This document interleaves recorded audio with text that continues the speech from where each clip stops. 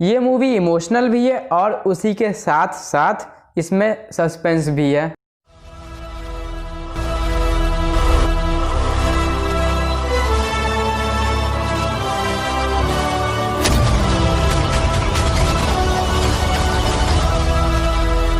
तो यार पता तो होगा कि ZEE5 पर रिलीज हो चुकी है एक दरबान नाम की मूवी, जो कि है एक डॉक्यूमेंट्री मूवी। अब डॉक्यूमेंट्री मूवी इसका मतलब है कि इसको डिराइव किया गया है, और इसको डिराइव किया गया है रविंद्रनाथ टैगोर की बुक में से या फिर नॉवल में से। मतलब दोनों में अंतर होता है ना मेरे ख्याल से।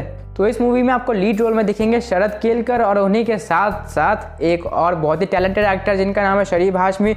अब ये दोनों एक्टर्स एक ही प्लेटफॉर्म पर एक ही मूवी में दिखेंगे, तो मतलब इंटरेस्ट आना ही है। तो फिर बाकी की बातें तो करेंगे आगे जाकर इस वीडियो में, यानी कि इस रिव्यू में। तो चलिए बिना किसी देरी किए शुरू करते हैं। अब देखो, इस मूवी की जो कहानी वो बेसिकली आपको ले जाएगी 1970s के ज़माने में, और तब से लेकर 2004 या फिर 5 तक के समय तक आपको पूरी जर्नी कराएगी। अब देखो, इस मूवी की शुरुआत तब होती है मेरे ख्याल से 1970 के ही आसपास के टाइम में, जहाँ पर जो है ना हमारे शरीफ हाशमी जिन्होंने रोल प्ले किया रायचरण, जो कि है केयर टेकर एक बहुत ही बड़े आदमी के बेटे के, जो कि मेरे ख्याल से 10, 11, 12 साल का बच्चा होगा, उसके केयर टेकर बने हमारे शरीफ हाशमी यानी कि रायचरण। और फिर कुछ कारणों से हमारे जो केयर टेकर है यानी कि शरीफ हाशमी यानी कि रायचरण और जो अनुकूल है वो दोनों अलग हो जाते हैं। अब क्यों अलग होते हैं ये तो मूवी देखोगे तो पता चल जाएगा, वरना मैं स्पॉइलर नहीं देने वाला हूँ, कभी नहीं, कतई नहीं। लेकिन फिर समय का पहिया कुछ ऐसा घूमता है कि अनुकूल बड़ा हो जाता है। अब 20 साल निकल जाते हैं। 20 साल के बाद तो जानते हो शादीशुदा भी हो गया था वो, उसका एक छोटा सा बच्चा भी था।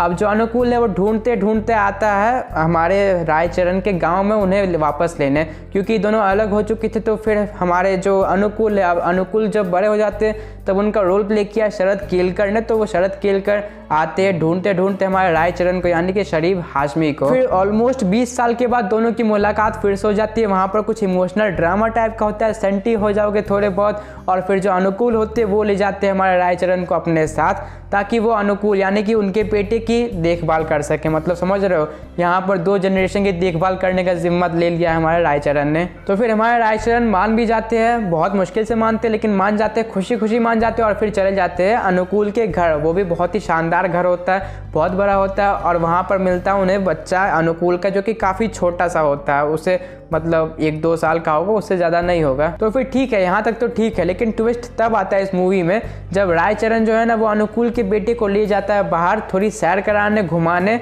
लेकिन वहीं पर क्या होता है, वो बच्चा खो जाता है अनुकूल का बच्चा खो जाता है रायचरण से। हाँ, खो जाता है छोटा सा बच्चा। अब खो गया तो मतलब समझ रहे हो बहुत बड़ी ये बात हो गई है। बहुत सारे लोग पैनिक हो गए, खासकर उसके माता पिता यानी कि अनुकूल और उनकी वाइफ। और रायचरण तो वैसे गिल्टी में अपने मतलब मरते ही मरते रह ही जाएंगे, क्योंकि उन्हीं से वो बच्चा खोया था। लेकिन क्या वो सच में खोया था उनसे या फिर उन्होंने चुराया था? क्योंकि अब कुछ लोगों को ऐसा भी लग रहा है कि वो बच्चा इतना छोटी सी नन्ही से जान है, कहाँ जाएगा, मर गया होगा कहीं, या फिर किसी ने किडनैप कर लिया होगा।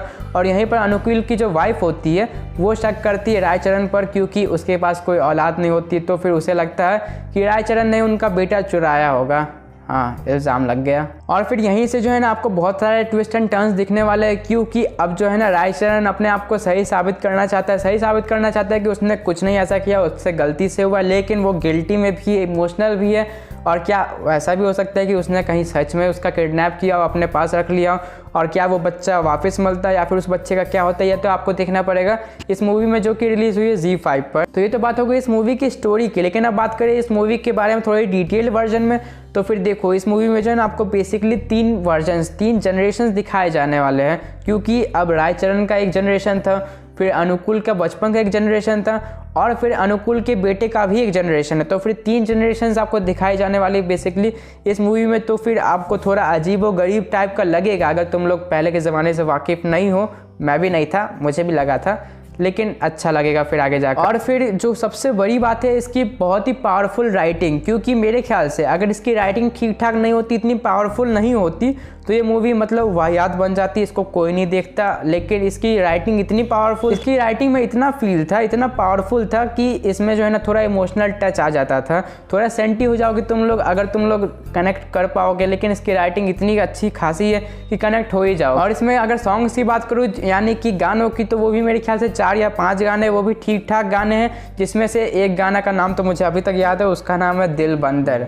हाँ, दिल बंदर है, तो फिर गाने का डिपार्टमेंट, स्टोरी की डिपार्टमेंट, राइटिंग का डिपार्टमेंट काफ़ी अच्छे से मैनेज किया गया है, काफ़ी अच्छे से पोर्ट्रेट किया गया था एक इमोशनल बॉन्ड को जो कि था अनुकूल और फिर रायचरण के बीच में, जो कि आपको फील कराता है कि हाँ इन दोनों में बहुत ही ज़्यादा इमोशनल टच है। और यही वो इमोशनल टच है जो कि एक एलिमेंट है जो कि आपको शुरू से लेकर अंत तक जो है ना इस मूवी से एंगेज रखेगा, क्योंकि आपको पता है कि रायचरण बहुत ही शरीफ इंसान है, लेकिन जब उस पर शक की निगाहें फैलती है तो फिर वो क्या करता है, ये सब देखने वाली बात हो। तो अब बात करें इसके नेगेटिव पॉइंट की, तो मतलब डॉक्यूमेंट्री है यार, डॉक्यूमेंट्री में नेगेटिव पॉइंट ढूंढना बहुत मुश्किल होता है। और क्योंकि डॉक्यूमेंट्री जो है ना बुक या फिर नॉवल या फिर सच्ची घटना पर आधारित होती, तो मुझे नहीं पता, मैंने नहीं पढ़ा है वो कि उसमें क्या लिखा है, कैसे किया गया है। लेकिन अगर मैं इस मूवी की बात करूँ तो ये मूवी काफ़ी अच्छी लगी मुझे, क्योंकि एक मोटिवेशन देती है, एक इमोशन से भरी हुई मूवी है जो कि आपको देखनी चाहिए एक बार, खासकर फैमिली के साथ तो देखनी ही चाहिए कि कैसा इमोशनल टच हो जाता है अगर लोग सेंटी हो जाते हैं। और अब अगर इसे पर्सनल रेटिंग देनी हो तो 5 में से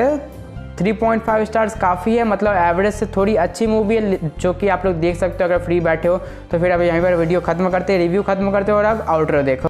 तो यारो वीडियो पसंद आया तो वीडियो को लाइक कर देना, और अगर नहीं पसंद आया है तो मुझे पता है कि तुम लोग क्या करोगे अगर नहीं पसंद आया है तो फिर वीडियो को शेयर भी कर देना अगर अच्छा लगे और मन करे तो, और चैनल को सब्सक्राइब कर देना। और हमें इंस्टाग्राम पे फॉलो करना मत भूलना, क्योंकि वहाँ पे भी हम लोग कुछ पोस्ट नहीं डालते, सिर्फ मैं अपनी फ़ोटो डालता हूँ, तो देख लेना, बातचीत कर लेंगे। तो फिर मिलते हैं नेक्स्ट वीडियो में, तब तक के लिए